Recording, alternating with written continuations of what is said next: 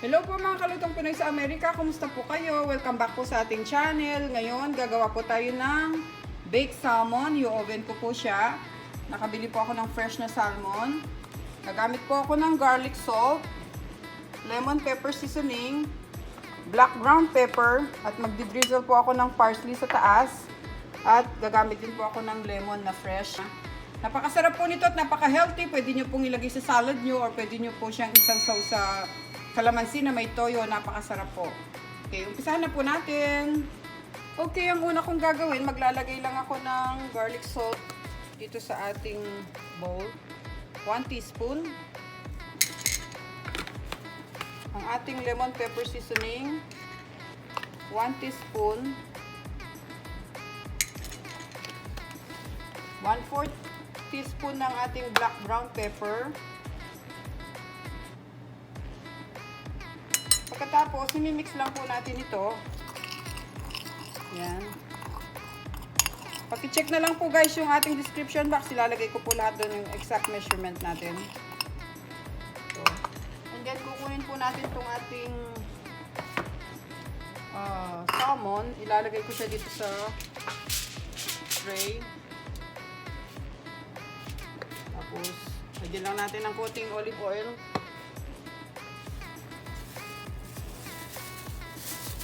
Pinakailalim. Yan, kakalot lang natin siya. Napakabilis lang po nito. Tapos, lalagay po natin itong ating salmon. Yan. At yung ginawa po nating seasoning na minix natin. Lagyan lang natin dito sa taas.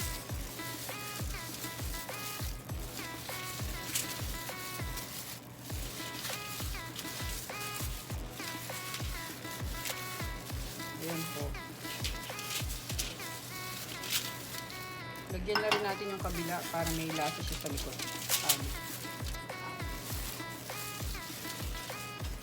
Napaka-fresh po nito salmon na to. Malalagay lang po sa ano kanina. Punta ako sa grocery. Ayan. And then, ang gagawin po natin, drizzle po natin siya ng parsley sa taas. Pwede po ito sa mga nagda-diet. Lagay nyo sa salad nyo. Ayan. Katapos, gagawin natin, lagyan ko siya ng lemon. Dito.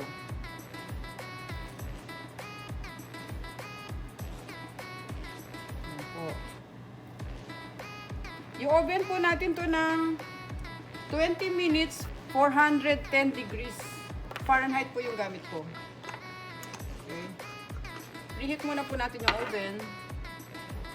Okay guys, preheat muna po natin yung oven ng 410 degrees. Tapos start. Hintayin po natin siyang uminit. Tapos lagay po natin yung salmon. Okay. Ngayon po, mainit na yung ating oven. Nasa 410 degrees na siya. Lalagay ko na po itong salmon sa ating oven. Okay. Init. Init lang po tayo kasi mainit. Init po siya. At isiset ko po itong ating timer ng 20 minutes po. Ayan. Okay. Balikan ko po kayo pag okay na po yung 20 minutes at natapos na. Salamat po.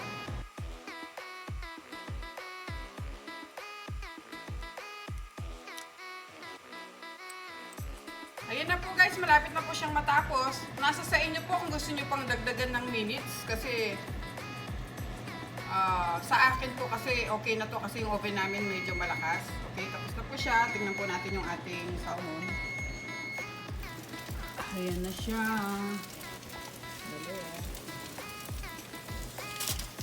Ayan na po siya guys, oh. Napakasarap po.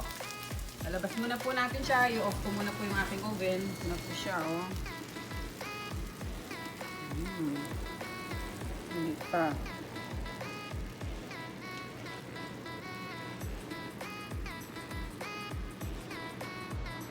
Okay guys, thank you for watching. Sana po huwag niyo kalimutan mag-subscribe sa aming channel. At pakicheck po yung iba naming mga videos and don't forget to click the bell button for our latest updates. Salamat po. Ingat po tayong lahat. Ito na po ang ating baked salmon. Subukan nyo po. Napakasarap po nito.